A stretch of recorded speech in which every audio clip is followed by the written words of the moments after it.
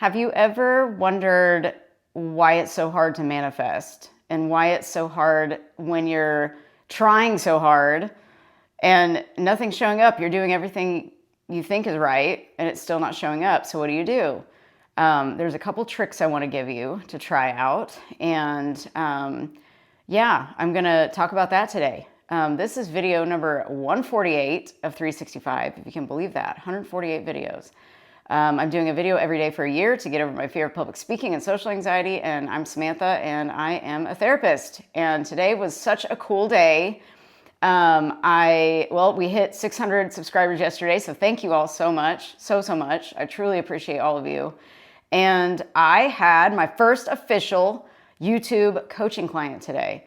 And this person was absolutely amazing, and I was honored to have her as my first client. So I got a mix of therapy clients today and my first YouTube client, and it was so cool. So I do offer coaching if anybody would like it. It was so much fun, and truly, I must say that talking to people on YouTube was one of my dreams. It really was. It was like, I've wanted to do this for so many years because I saw other people doing it, and I was like, man, I really want to, do that too. And so thank you for fulfilling my dream today. You know who you are. So it has been just an awesome day, just awesome. So I want to help your day be more awesome. And I had some interesting things happen over the weekend, and I mentioned, getting some news on Saturday that, kind of upset me, but I didn't let it upset me too much like I would have in the past. It would have like really spiraled me down, and then I find out that it was kind of a misunderstanding. It was so interesting. And so it has created so many feelings in me that haven't been, like up to the surface for a while. And so, Neville calls everything a bridge of incidents. When you decide you want something, then a bridge of incidents will appear. This bridge, it's like you're right here and you want to get here. You probably can't see my hands. You're right here and you want to get here. Okay, so in the middle is your little bridge. It's going to get you there.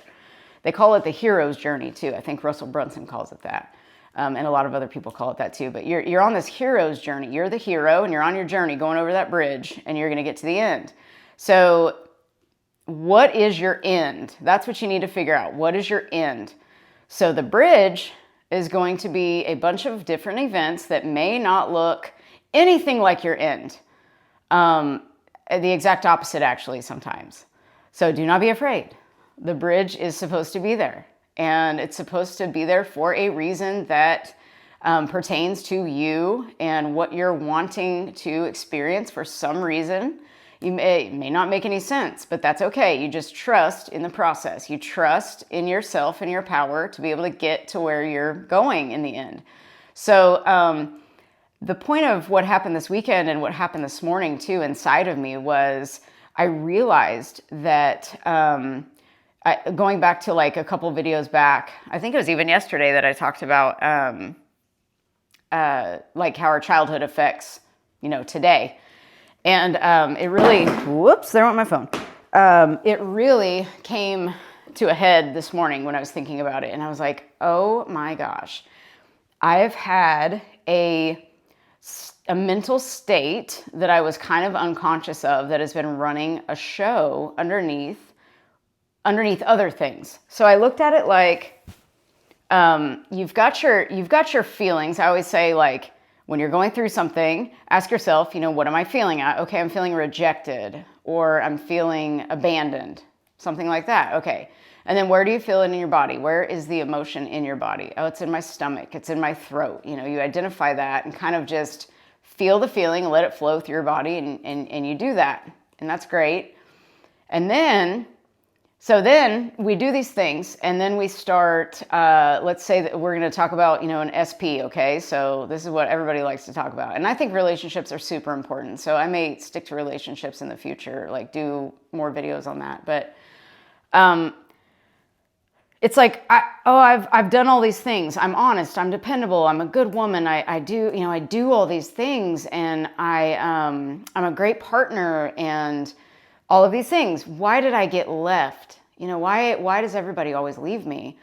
And if you have a state going on from childhood that reflects rejection, then that's what you're going to get no matter what you do externally. So I want to take the pressure off you to like do all these things externally, because sometimes we're doing these things externally from a state of lack. So it's either you're in lack or you're in abundance, to keep it very simple. You're in fear or in love, to keep it simple as well. But you can get deeper with it and say, okay, I feel rejected. What feeling does that bring up from childhood? Where else have I been rejected or felt that feeling? You're always going to be able to link it back, I promise. Like always, you're going to be able to link it back to back in the day when, you know, you might not think that you're thinking from that, but you really are. It's crazy. So mine was chaos and confusion. There was so much chaos and so much confusion in my childhood. Being abused, it was like, okay, my parent is abusing me, and my other parent kind of like knows about some things, but nothing's getting done. So that was really confusing. And they're supposed to love me, and they're supposed to take care of me. Why? You know, I was confused. Like, is this love? So love didn't look like love, really. It kind of looked like danger. And so I was like scanning my environment all my life up until even today, when I realized I'm scanning my environment, I'm scanning the people that I'm with, you know, I'm scanning for danger, really. And that's what my nervous system was programmed to believe, was like, there's danger everywhere, because there was danger in my house for the first 10 and a half years of my life. There was complete danger and unpredictability, chaos, and confusion. And so what did I attract in partners, do you think? Some chaos, some confusion, and we blame them, you know, when it's really our underlying state that we might not be acknowledging. So I really want you to think about, what state am I living in dominantly? Not only to get what you want externally, but what you want to get internally. Because when you start changing your state, you will feel so good that it won't even matter what is happening outside of you. But the paradox is it'll come to you, whatever it is you're actually wanting. So you've got to remember, like, you can only see and perceive from the vibration that you're in. So if you're in a vibration or a mental state, whatever you want to call it, we're just energy. So we're just made of energy. That's it. And so you're vibrating at a frequency level. And so if you're vibrating at rejection, then you're going to be scanning your life for ways in which you might be rejected. And I bet that if you've done that so much, you've probably been rejected a lot. And it won't just be from a partner. It might be from friends even, or jobs, or you'll just feel this underlying sense of rejection. Same with abandonment. It's all these kinds of things to think about, because when you're wanting to manifest consciously, then you need to get your imagination kind of in check. You got to remember that you're imagining from a state. So you want to get, like, I find it to be quicker to get what you're wanting by doing this extra little step. It's like, get into a good state, and we can use our visualizations to actually get us into a good state. And my favorite state is excitement. So I like to think about things that get me excited. And then with no insistence on an outcome whatsoever, your outcome is just feeling better right now. And you've only got right now. We've got one eternal now moment. Past, present, future don't really exist. It's just the now. It's all happening at once right now. No matter what it is that you're thinking about, it's going on right now.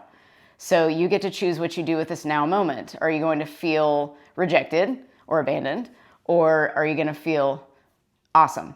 You get to decide. And it's very important during the day to just recognize, what state am I in? You know, because like whatever state you're in, that is how your day's going to go. If you haven't noticed, it's like if you're in this state of like just grouchiness when you wake up, you're most likely going to stay grouchy unless you have things during the day that you focus on that don't make you grouchy anymore. So you got to consciously do these things. Like I've said a million times about the hot stove. It's like you got a hot stove next to you and you know it's hot, but you like can't help but touch it. You're like, oh, I got to touch it. Oh, I got to touch it. I got to touch it. Oh, now I got to sit on it. And now I'm burning my butt and I just burned my jeans and now I'm all screwed up, you know? We don't have to do that. And I look at it like it's kind of like self-abuse. If you're thinking these bad thoughts, it's like, or I don't want to call them bad thoughts, but thoughts that just don't help you at all. They're just thoughts that make you feel not so good. And we want to flip those around and acknowledge them, that they're there for a reason. They're there because we're addicted to thinking them most of the time. We're thinking them so much that it's default. It just goes right there. The brain just says, okay, I gotta keep thinking this way, until you disrupt it, rewire it, guide it over to the right instead of the left, because you're going from self number one to self number two. So that takes some conscious intention of where you're putting your awareness and where you're focusing. So we have to have repetition. We've got to instruct, or if you want to look at it like you're creating a signal from inside your body. You're a signal to the universe. Your whole body is just this big signal, and you're going to consciously direct energy from a certain vibrational state. You're going to direct energy towards that. Sorry, I got a phone call. That distracted me for a second. There's a squirrel. And I just forgot everything I was just saying, literally. Maybe I was supposed to stop. I don't know. But anyway, you're going to, consciously direct your energy. There we go. You're going to consciously direct your energy towards what you're wanting instead of what you've got. And Esther Hicks likes to call it, you're addicted to what is, like the what isness. What is itis, she calls it. So you don't want to have this like disease, this inflammation, like what is itis? You don't want to do that. You want to create something brand new. And to do that, you've got to acknowledge, I've got this underlying state going on. I find it just fastest to go to childhood and look around, like figure out what you're feeling right now that's really bothering you, traumatizing almost. And ask yourself, what are the feelings I feel? Is it rejection? Is it abandonment? Is it I'm not good enough? What is this feeling? Where have I felt that in my childhood? What feeling does this match? Where do I in my body do I feel this? Oh my gosh, my throat just got tight. Oh my gosh, my stomach just got tight. I just got butterflies. Okay, where was that back in the day? There's something there because a lot of times today when something bothers us, it's seemingly a small event, but it's really not. It's because it feels so big because it is attached to something else that just is bringing it up in the body.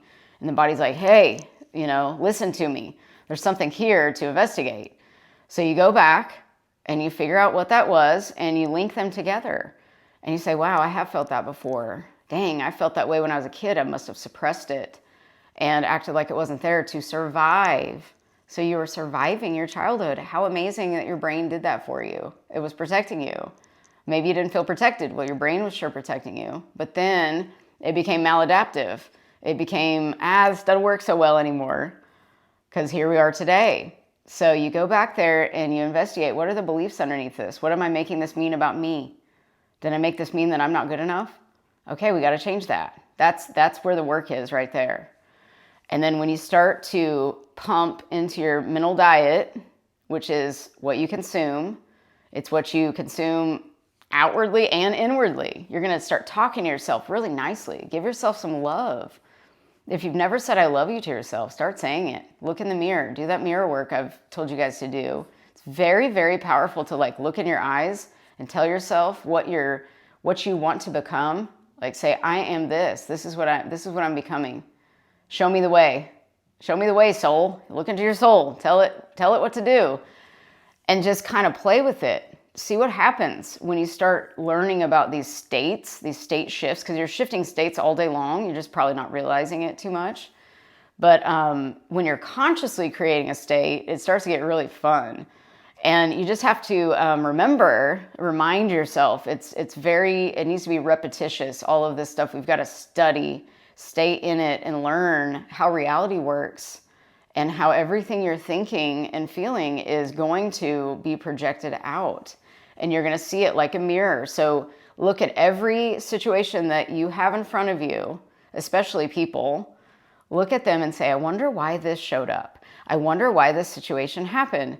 What is this bringing up in me that needs to change. This is signaling a change. If you keep ignoring it, it's going to turn into dis-ease in the mind and disease in the body. The body follows the mind. Everything is connected. So if you have pain somewhere in your body, it's an indication that there's some emotion that you're not acknowledging. It just needs to be acknowledged. And a belief about yourself that needs to be acknowledged and shifted, because we're all perfect, whole, and complete. We just don't know it. We've been told that we aren't. And we've let everything external dictate how we're feeling. This is the number one skill I wish that we could all develop. And this is my goal for you and for me too. Never let the external dictate how you feel about yourself. Never let the external tell you that you're not worthy. Never let the external ever tell you who you are, because you already know who you are. You just forgot. The world helped you to forget it, and you gave the world your power. You gave the world the dimmer switch, and you said, go ahead and dim my light. I'm fine. Go ahead and dim it. That's fine. And you gave your power away. And so you got to remember, you've got to shine your light as brightly as possible, because that's who you are. And you have to practice it. You have to tell yourself, I am the light. Like I need to shine this. How am I going to shine this? I'm dim right now. How am I going to do this? And day by day, you just acknowledge, I am this. This is who I am. This is who I am becoming. This is who I already am, however you want to say it. And you just decide that you're going to start thinking and feeling and behaving, dressing like, talking like, whatever it is that you're wanting to become. That's what you align with. And so we're going after alignment. That's really what we're wanting, is aligning with the new self that we're wanting to become. And so you got to be conscious of, what state am I living in? I had to really realize that this morning, actually. It was so strange how all of these events happened. It wasn't that I didn't know that my childhood was chaos and I was confused, but something clicked in me today where I was like, this is what it is. It's this state that I've been living in. It didn't matter if I had a partner who was trustworthy. I was still scanning them with suspicion, because I did that every day of my childhood in my household. I was suspicious, like, when is this going to happen? When is their mood going to change? When am I going to be abused? Good Lord, like, what a horrible way to live. And that doesn't really go away. You think it goes away, but it shows up sometimes. And it's always underlying your personality. So, and Dr. Joe Dispenza, he says your personality becomes your personal reality. So we have to watch, like, what am I thinking about? What am I expecting? What am I expecting this person to do to me? And what am I expecting the world to do to me? You know, just, you got to stay in that and get real with yourself and just have fun learning about yourself. There's nothing better than to learn about yourself. If you don't know who you are, you know, it's going to be a lot harder to manifest things. It's just because you're just going to be doing it from default, from the way your brain's already programmed. So you've got to figure out, who am I? I did that with a client today. We said, you know, who am I? And they're like, I like to dance and I like to do this. But then they were like, well, but if I dance, then my spouse is going to get jealous and blah, blah, blah. I was like, we're not going to worry about that stuff right now. We're going to worry about, who am I? I like to dance. Cool. Write that down. I like to read. Cool. Write that down. You know, when I was a kid, I liked to play office. Okay, cool. That's a sign of something that you might want to be working in an office today. I used to play office when I was a kid and schedule clients, and I would pretend like I had appointments. And lo and behold, I'm working from home, scheduling clients and seeing clients at home. It's crazy. It's just crazy. So there's clues back in childhood too. There's all kinds of clues, and there's clues right in front of you. You just can't see them. So you've got to be open to seeing what's around you that's right there in front of you, trying to serve you in some way. So just have fun with this and consciously start creating things. It's so fun once you get out of your addiction to the spiral that you might be having. So if you need any help with, like, personalized help, it really did help the client I had today. So I do offer that. So there is a link below, of course. And yes, please like, share, and subscribe if you'd like to. Share this with somebody that it might help. This is another longer ramble. I can feel that I've been on for a little longer than the last few days. So I'll end right now. But thank you all so much for watching, and I will be back tomorrow. Take good care of yourselves. Thanks so much. Bye.